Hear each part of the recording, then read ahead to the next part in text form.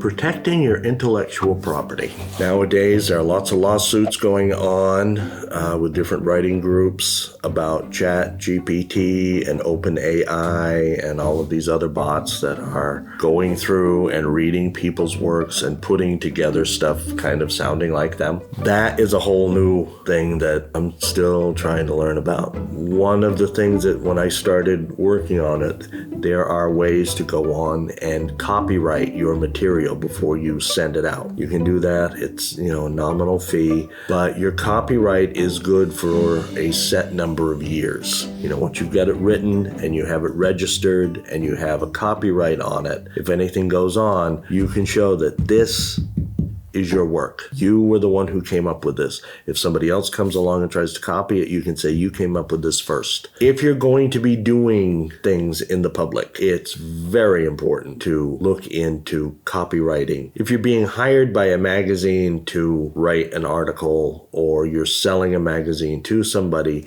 then you have your notes, but they basically have the copyright. They have to give you credit. They have to give you a byline. That's part of the agreement. But if you are submitting something for a contest, make sure that you wrote it before you submit it. I know some that have gone and they would write a manuscript, they would go and get it notarized. On this day, I completed this, and they would have that before they sent off any copies. So they had a notarized copy that this was written by me on thus and such a date, and that would be how they would prove any legal claim to it. But like I said, nowadays with the AI and all of this other stuff that we never, or at least I never thought way back when I started doing this, that this would be a real thing. That was all science fiction to me. And now it's something that we've got to contend with. You can see AI images on Facebook, on TikTok. I was following this one video about, it was absolutely fascinating. It was a miniature, it was a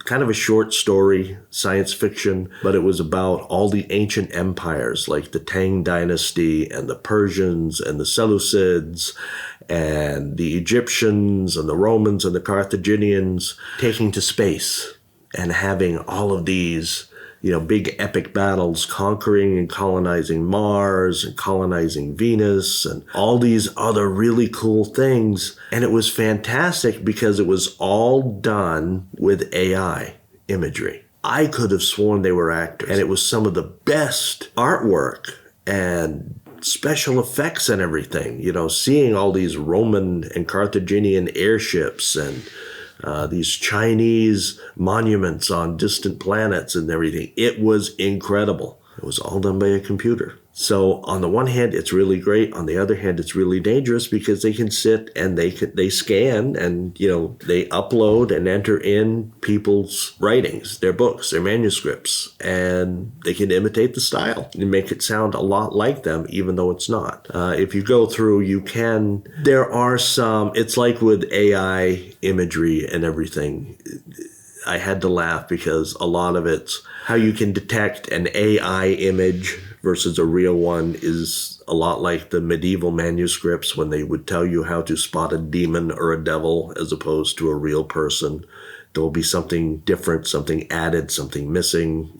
They might only have 4 fingers. They might have 6 or 7, things like that. The way the mouth moves and everything. You can tell that it's AI and it's not real. Take lots of steps. Get onto a lot of websites. One of the things I would suggest is Authors Guild and Writer's Digest. Follow those, check those out. They have a lot of articles in dealing with intellectual copyright and protecting intellectual properties. I know there are some groups out there filing class action lawsuits about protecting, creativity and everything in the age of AI. So that's a whole new field that I am really finding out about. It's a undiscovered country for me, and might be for you, but for the younger ones, toss us old folks a bone and let us know what you think.